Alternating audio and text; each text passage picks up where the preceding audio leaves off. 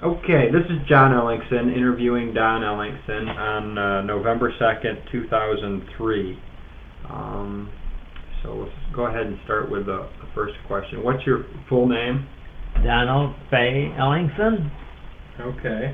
When and where were you born?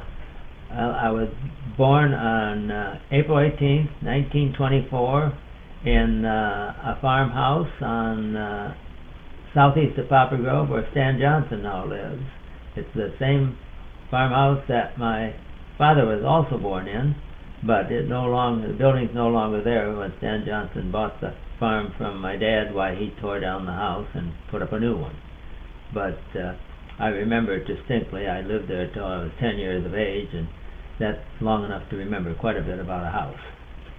So, how did your family come to live there, do you know? Yes, my grandparents, Joe and Mariah Ellingson, had bought the place. What year I don't know, but they were married in 1860, I believe 1884 or 5. I think it was 1885. They were married, and they lived south of what we call the Deer Park. And then they moved further north, and eventually they ended up in this farm place that I'm talking about. And they were there until 1930. Is that right? Yeah, 1930 they lived there. And my parents were married in 1922, and they lived with them until 1930, when my grandparents moved to Poplar Grove, to a home they purchased in Poplar Grove. So I and my brother grew up living with my parents and grandparents from the time I was born until 1930, and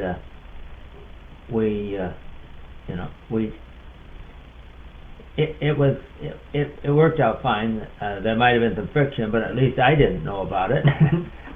My mother was the cook, and my grandmother worked outside a lot. She, when she was younger, she used to help milk. In fact, they said she was better at milking cows than my grandfather was.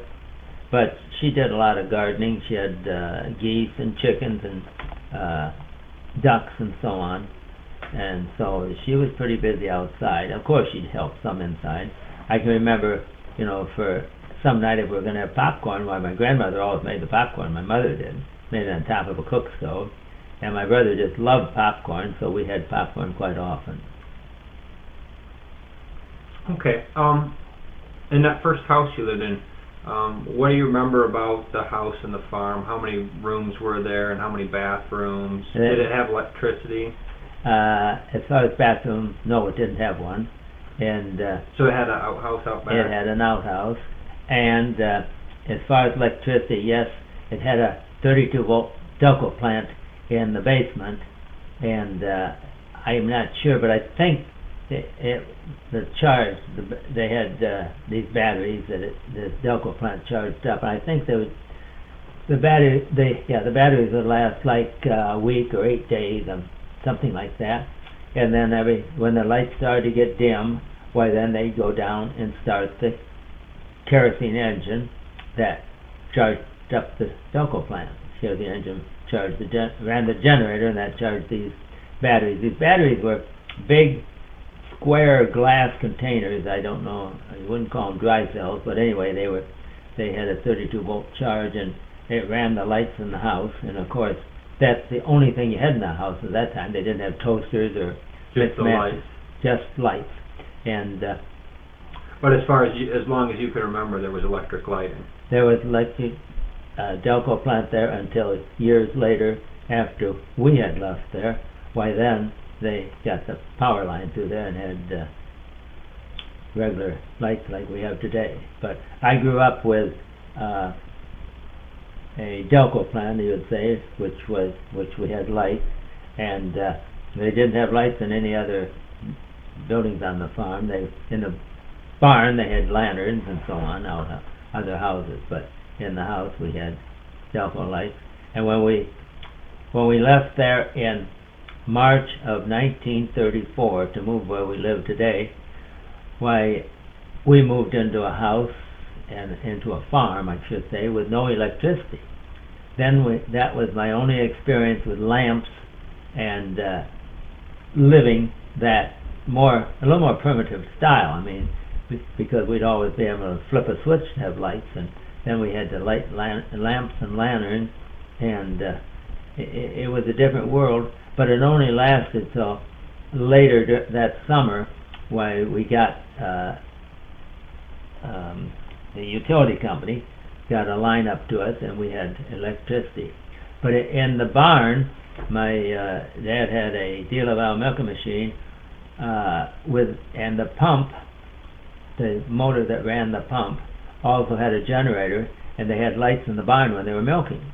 And of course they could run that motor longer and have lights after they got done milking. But there was lights in the barn at this farm and lights in the house in the other farm. But eventually every place got lit up. Okay.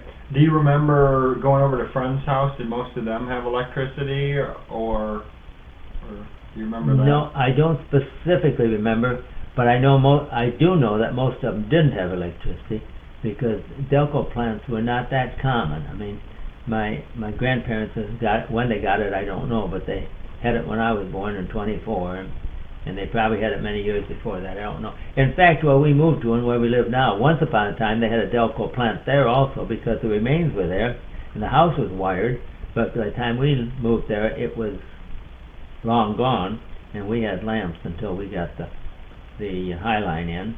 But they didn't have to wire the house, and they just that 32 volt wire still handled the 110. So just as I suspected, you were always spoiled. Well, modern convenience was somewhat there all my life.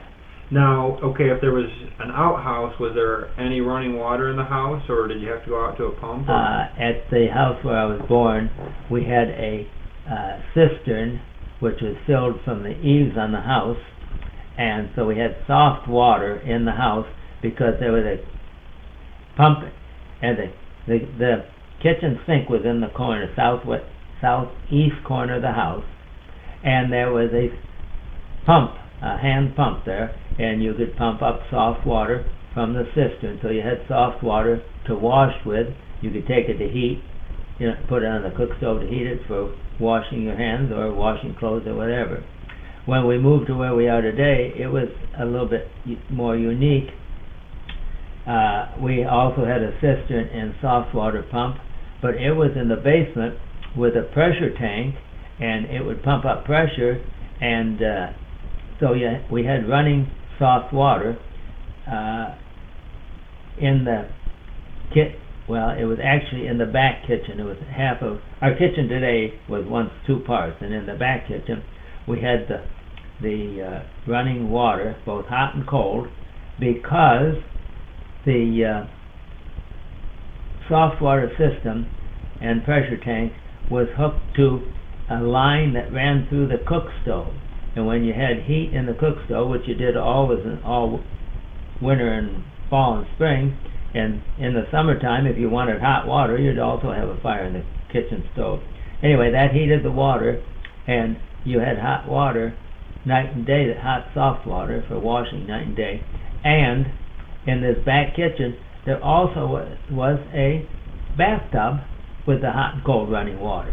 So we didn't, when I was younger, we took a bath in a wash tub, but when we got there and got that all working, which happened pretty fast, why we had hot and cold running water for washing. But you had to carry in drinking water from the well outside in both houses, the original one and where we are, until later when we got electricity and everything installed and so on. When do you remember getting telephones then? Oh, telephone's been all my life. I can remember when I was a small child, why my mother and grandmother used to call my aunt, who was my dad's sister, that lived a couple miles away, and our number was 527, but of course you turn the crank and the operator would say number please, and then you'd tell who you're calling, and they were always party lines, and party lines would have, I can't remember how many total people. I think they could have up to 10, 5 on each side of the party line, and I think you maybe only could listen in on the 5 on your side, yours and 4 others. But anytime you wanted to make a telephone call, you first picked up the receiver to see if anybody was talking, and then you'd correctly, not everybody did it, but you'd hang up and check and look in a little while, see if everybody's talking. Finally, when it's clear, then you turn the crank and the operator say number, please, and then. So you had an individual number. You didn't share the number with your party? No, our number was 527, and anybody wanted to call, they'd tell the operator 527, please, and then she'd ring us. And the fact that it was a party line, you'd have different rings. It would ring in everybody's house that was on that line, but you might have 2 long rings, or you might have 2 long and 1 short, or you might have 3 short. Everybody on the line had their own ring, but if it rang, you'd know who it was calling. Excuse me. If they were calling you, why, you'd pick up, and maybe everybody else on the line would too. You didn't know. There were no secrets in those days, because there were an awful lot of people listening in on party lines, and the news traveled fast. If a new baby was born, probably everybody knew it. So, what about a long distance call then? You'd call the operator, and she'd put through the long distance. She put you through to a different operator in a different community. Right. And there weren't too many long distance calls, because there weren't long distance lines forever, you know, they've become common in later years, but I don't remember my folks making long distance calls, other than my mother had a sister, it would be my aunt, lived in Iowa, and I think occasionally they would call them, but practically never, because they'd use the mail instead of a telephone for any distance. And surprisingly, mail used to be so much faster than it is today. That seems backwards, but it wasn't. See, you had the mail trains, and they were running day and night, the train, and they'd have a mail car on a train, and that would deliver the mail. For example, there would be like in Poplar Grove, there might be a pickup at 10 in the morning, and another one right after lunch, another one at 4 or 5 at night. This mail train would go through, and the postmaster would hang this mail pouch on an arm beside the railroad track, and the mail car would snatch it. They wouldn't even slow down. They could be going 30, 40 miles an hour, and it would snatch that mail sack off, and then on the train, the mail was sorted.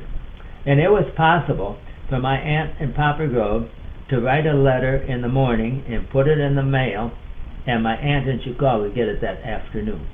That was how fast the mail was then. If it got in there, see, if the aunt in Chicago got afternoon delivery, if they only got delivery once a day with a walking postman, but if they got afternoon delivery and she mailed it in the morning, they could get it the same day, and it happened a lot. Wow. And today, you're lucky if you get it in 2 days. That's right. I'm going to stop. I want to just check this.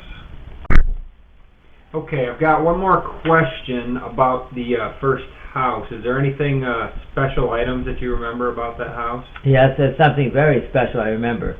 I remember between the kitchen was on the west end, and then between the kitchen and the dining room, there was a long hallway on the south side, and on the north side there was a pantry. And this long hallway had cupboards in it with glass fronts on these cupboards where they put the dishes, but on the other side of that pantryway was coat hangers where everybody hung up their coats, and there would be long winter coats hanging there and so on. And I can remember, and people have trouble believing this, but I can remember learning to walk, because I can remember going from the dining room to the kitchen holding onto those coats, and when I got in the kitchen, right around the corner in front of the basement doorway, sat my grandpa's captain chair beside the table, and I'd come those coats, and then I'd get around the corner and hold onto that captain chair. And I can remember that so vividly. I have all my life. And, you know, they say you remember things, they make an impression on your mind, and fear will make impression on your mind, and I just was afraid to let go, but I can remember walking, holding onto those coats, and I can remember that hallway so plain.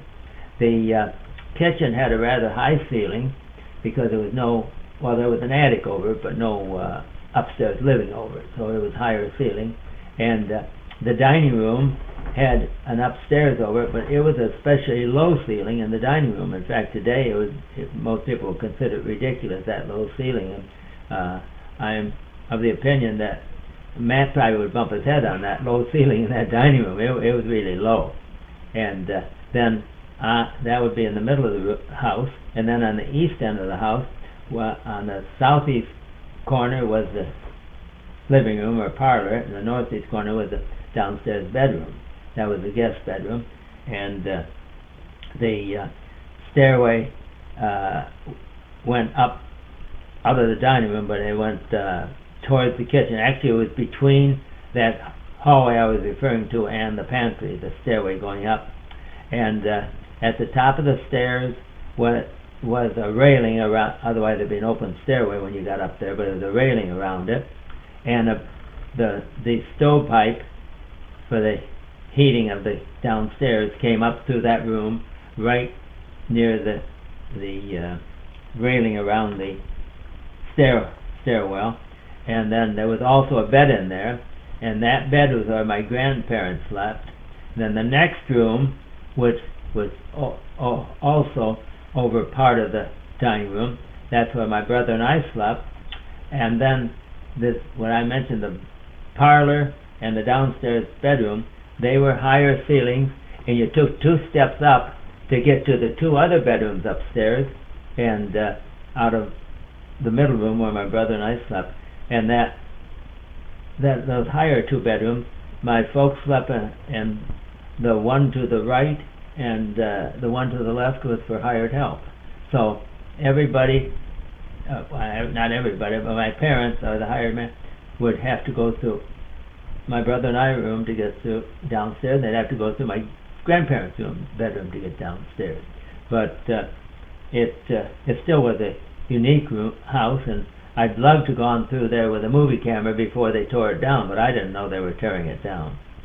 But it was we still have pictures of the outside of it, not the inside, but it's a very, I would think it was a rather unique house for its time, but maybe it wasn't unique at all. Maybe it was just unique to me.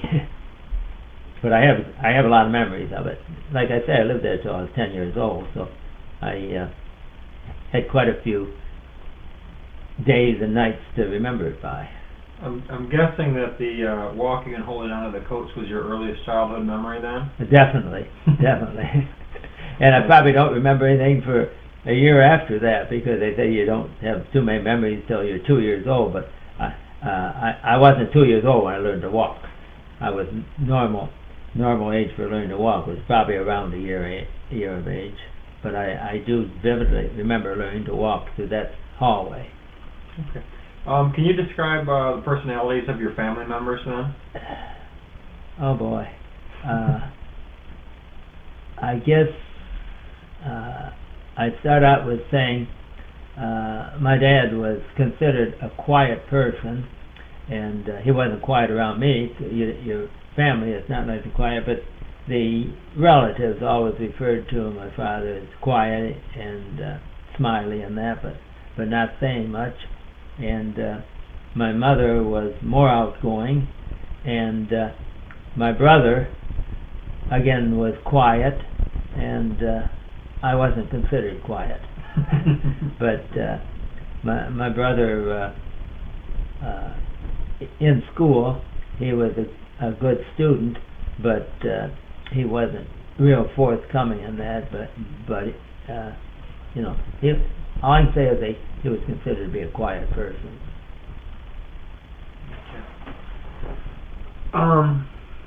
What kind of games did you play when you were growing up?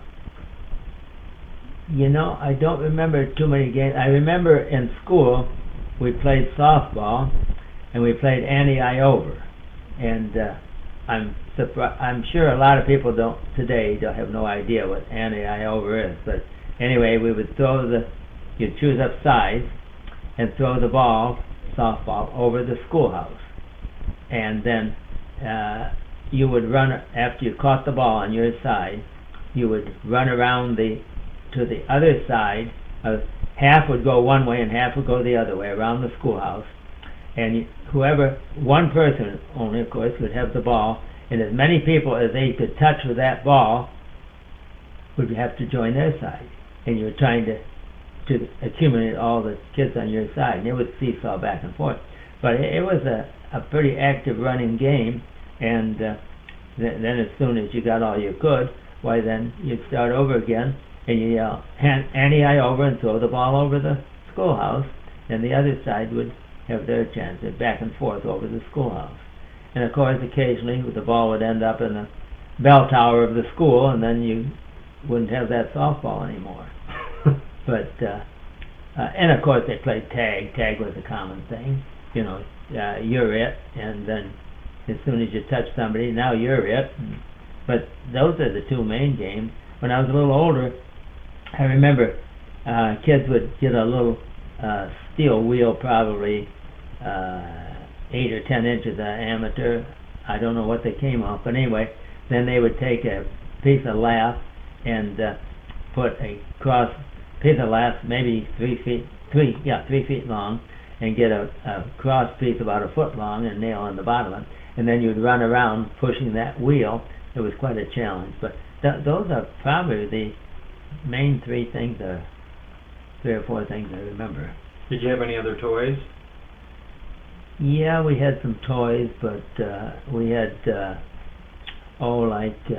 what today would be very valuable, a little cast iron train or a car or something like that. But I don't remember having any toy guns. I remember at Christmas time, you would get a few things in your stocking, but part of the things would be fruit. And today that's unheard of, putting fruit in a stocking for Christmas. Do you remember any toys that were your favorite, or? No, I don't. Okay. What was your favorite thing to do for fun then? I really don't remember till I got in school. I mean, I can't remember playing at well, I can remember, like on a Sunday, we had one relative, a husband and wife that didn't have any children. I can remember vividly them coming in summertime and playing jump rope on the yard. You had two people to swing the rope, and then 2 or 3 or 4 would jump. I can remember that, and that being a lot of fun. But I don't remember many specific games other than in school. Every recess, it seemed like you either played anti-over or you played softball. Okay. You already talked about your family's chores a little bit, and how the workload was divvied up. Do you want to talk about that anymore, and what was your least favorite chore? Well, I don't know. I know as small kids, my brother and I would feed the calves milk, and I can remember in the summertime, and I don't know what age I started at, but I know I was awfully young, started driving the horses on the hay wagon when they loaded hay.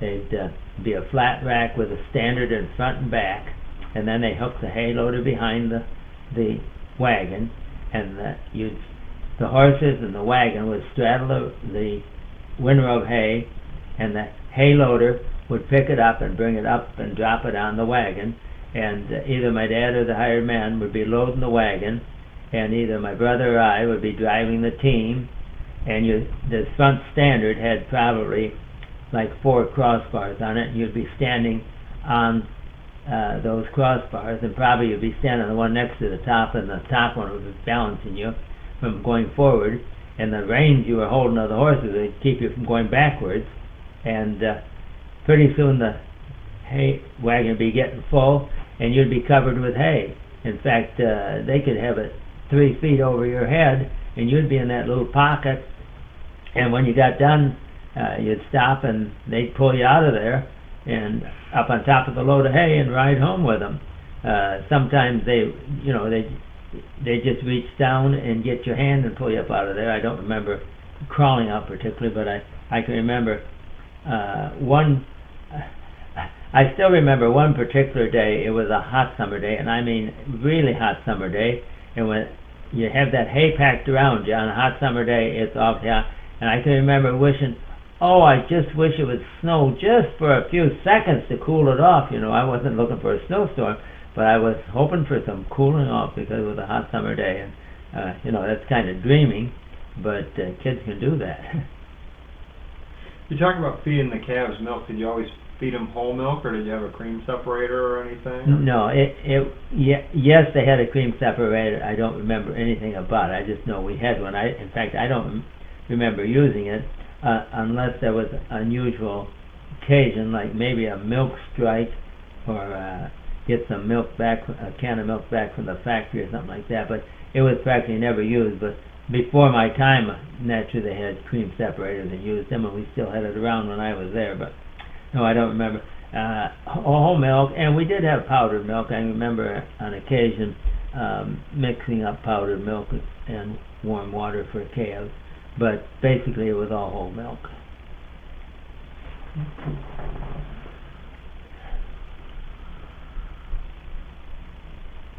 Did you receive an allowance?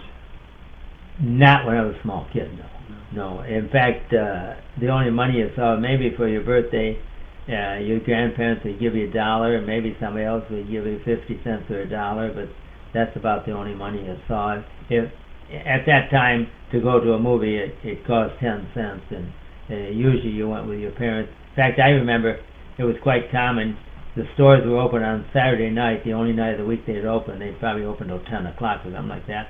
And that was the night the farmers would go shopping. And I can remember my brother and I going with my folks on Saturday night to Belvedere, shopping at Pyle's store mainly, but there was some other stores. Anyway, going shopping. And then afterwards, we'd go to the Apollo Theater to see a cowboy movie. There was always cowboy movies on Saturday night, and maybe Friday and Saturday night.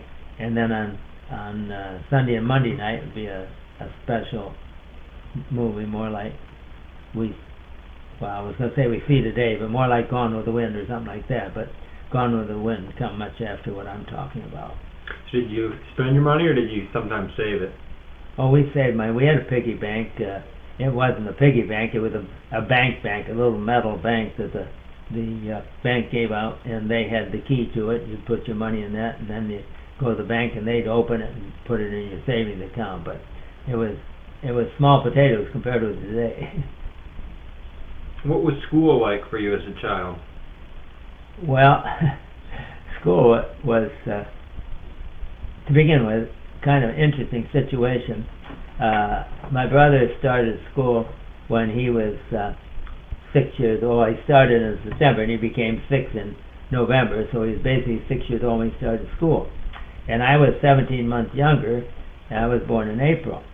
But my folks thought I was smart enough that I should be in school too, and I wanted to go to school, so they were going to send me when I was still 5. In fact, I wouldn't be 6 till April and be out of school at the end of May.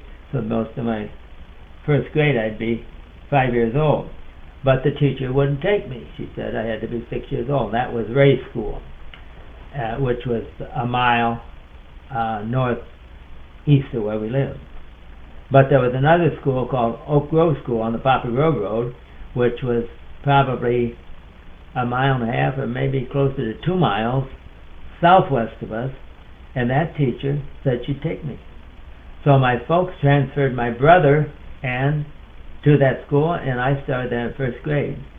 And that school was more full than the Ray School that wouldn't take me. In fact, it was so full that I had to take my little table from home, a little table we had, a round table, kid's table, and that was my desk, and I sat on the front seat of the row of seats, and after 1 month, the teacher at Ray School sent word that she would take me now.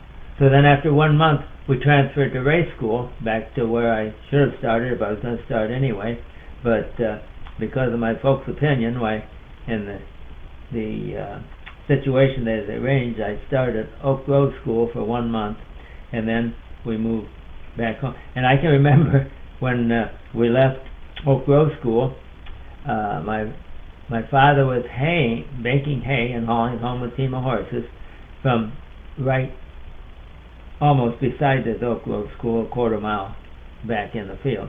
Anyway, going home with that load of hay, why, we put my little table on top of the load of hay, and my brother and I rode home on the load of hay in transferring from one school to the other. And then I went to race school, which would be until I was, in 5th grade, through 4th. In March of my 5th grade year, by then we moved from that farm to where we live today. And then I went to quail trap school, which was on Route 76.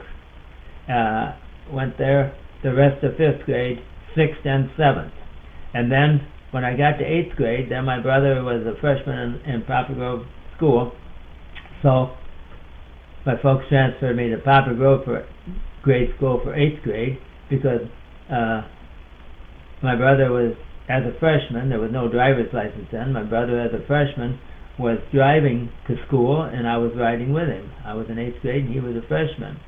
It didn't seem unusual at the time. Today it would seem very unusual, but there was practically no traffic. In fact, an example of why there was no traffic, that would be 1936 and 37, starting in the fall of 36.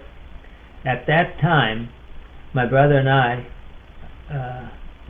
used to walk from our house down to the highway, put on our roller skates, clamp on roller skates, and roller skate to Poplar Grove.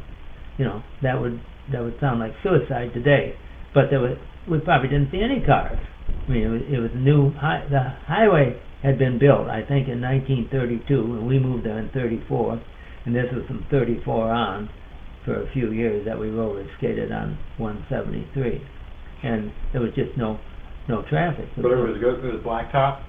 No, it's concrete. Oh, concrete. They hadn't thought of blacktop roads yet then. They were all cement roads, concrete. And you'd have like today, there are some concrete roads and they have breaks in them where they put a bit of tar, because for expansion purposes. Well, when you roller skate, you step over that one crack in the road, the strip, but it was no problem roller skating to Poplar Grove, and you weren't a hazard or a nuisance or anything. It was just, but of course, things change as time goes along, but I can very vividly remember roller skating to Poplar Grove. In school, what was your favorite subject? I don't know what particularly. I had it easy in school. I mean, it came easy, and I can remember, spelling and math, and probably those two were my favorites. I mean, English I did, but I don't remember being thrilled with English and the like for that. But I think probably spelling and math. I was lucky. I had a outstanding memory at that time, so I could learn spelling and remember it, and so that's probably why I liked it. Learn to spell a word and you'd remember how to spell it. So you went to school in Poplar Grove? 8th grade, Poplar Grove, and 3 years high school. Okay. And that's all there was at that time, was 3 years. And where was that located at? In the present school that's there today. In Poplar Grove. In Poplar Grove, the tall part of the present building. They added on gym, and then they added more to it, but it was basically the same building that is there today. It's been remodeled, but mainly added to. But at that time, when I went to grade school, like I said, I transferred in 1st grade after 1 month. There was no school districts you had to stay to. There was no tuition to go to this school. It's just either the teacher would take you or the teacher wouldn't. When I went to Poplar Grove, instead of quail trap, my parents didn't pay tuition or anything. I just transferred to Poplar Grove and went there through 8th grade. And then it was high school, was a 3-year high school, and it was called a non-high district because for your 4th year you had to go to some other school to graduate from high school, and you could go any high school in Illinois. I mean, everybody basically went either to Capron or Poplar Grove, or Belvedere, the two high schools. Capron and Belvedere were four-year high schools, and Capron High School became North Boone. But you were not required to go to one of them. It was a non-high district, and you were eligible to go any high school in the state of Illinois. I wouldn't say United States, but state of Illinois. And I guess you call that freedom of education. Did you ever consider going to college? Yes, I did, but because of farm work, I never got there. And in fact, I was education-minded enough that after I graduated from high school, why, at that time it was known as a postgraduate course. You could go back to your high school and take more courses. And I went back to Belvedere High School for a few months after I graduated, with the next year. I don't think it was quite till Christmas time. It was still fall work got so busy that I just didn't have time to get back, and finally I never went back. But it was farm work that basically kept me from going to college, and it's also what kept me from going into service. My brother was in the Air Force, and I took the Air Force exam to go into the Air Force, and never took the physical. They said they wanted me to set a date, and I said I'm not sure, and they said, well, call and come back, but I never called and went back, because my dad had said, well, if you're going in the Air Force too, I'm going to sell out. And I felt I wasn't that farm-minded, but I felt obligated to stay there and help with the farm, because my dad couldn't do it alone. And it's just sort of the way it worked out. I mean, all during the war I had deferment, but and it was no problem to get a deferment because agriculture was important. We had Victory Farm volunteers that came out from Chicago and worked in Boone County. It was quite an issue at the time, and they were needed, I was needed, and farming was needed, and it just why I never went to college, why I never went in service, because of farming. And yet, at that time, I did not have desires or intentions of farming all my life. It's just the way it worked out. Did you want to be in the Air Force? Yes and no. I mean, I wasn't gung-ho, but I was still looking forward to it. I wouldn't have taken the exam if I hadn't, but it one of the things just never quite worked out right. And after my brother was killed in the Air Force, of course, I was glad I didn't go in, not because I was worried about getting killed, but just it's kind of a negative thing by that time. You remember, did they have any extracurricular activities in school that you participated in? Or? Well, we had softball and basketball, and practically everybody in high school. This was high school now, not grade school. Practically everybody, all the boys in high school, went out for basketball and went out for softball. Now, not everybody, but practically everybody, and we had enough boys in high school to make a softball team, and we'd play other schools around.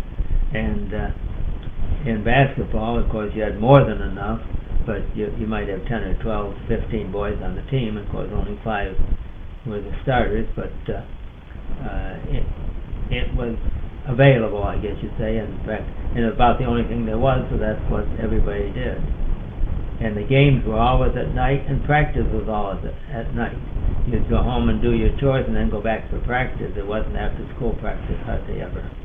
So did you play softball and basketball? Yeah. Oh, yeah. Is it in the same gym in Poplar Grove that they have now, or is it different? At that time, you had to go out. But up in the corner. Okay. It was called the Social Center at the time, and of course then it became Stage 1, and now I think it's called the Grove today. Right. But the building is basically the same today as it was then. You can go in and recognize. See, the stage was there, and it was a social center. They had bazaars there, and they had stage plays, community plays that were became quite famous and quite enjoyable. But in front of the stage there was a basket hinge that pulled up in the ceiling out of the way, and it would bring it down for the game. And then at the south end, the basket was there all the time. But it was a Cracker Barrel type of a gym, which was not uncommon at that time. There were even some smaller gyms in the conference. And we did have a conference. We played, I think there was like 8 schools in the conference. And what do you think they were like those schools were? Kings and Fairdale and Monroe Center. I can't remember all of them, but Wow, Monroe Center would be a ways away, wouldn't it? oh yeah, they some of them might be 50 miles and maybe 60 miles. And to go to the game, why the coach would drive and take maybe half the team, and one father would take the other half the team, and it would be 2 carfuls or maybe 3 carfuls would go to the game, and very few spectators went, but occasionally, you know, it depends on whether you have a winning team or a losing team, what kind of followers you have. It's true today and true then. But in the softball games, of course, we always played in the afternoon, like 3 o'clock in the afternoon. School would get out early for a softball game, and it was always softball. It wasn't baseball. Oh no, it wasn't baseball. It was always softball. Was it fast pitch, or don't you remember? Well, it was fast pitch, as fast as you could pitch at that age. Yeah, it wasn't high speed like some of the softball pitchers today. But yeah, there was no rule you had to have it so high or so slow. You know, they pitched it as fast as a good high school pitcher could pitch it. Let's take one more question, then we'll take a break. As soon as I find one here. You remember any fads in your youth? Hairstyles, clothes, anything like that? Nothing that is noteworthy. I mean, you can see the pictures of those days, and they were no long hair in those days, like became common many years later. They were all so, and I don't think they were flat top or crew cuts. I think they were just basically standard haircuts, neat haircuts, and clothing. Again, no bell-bottom trousers or no mini skirts for the girls, and snowsuits were just kind of coming in. I mean, there basically weren't any snowsuits you wore. You just wore, maybe your blue jeans, blue denim overalls, in other words, and a warm jacket and so on. But no, there's nothing noteworthy I remember about wearing apparel. Okay, thanks.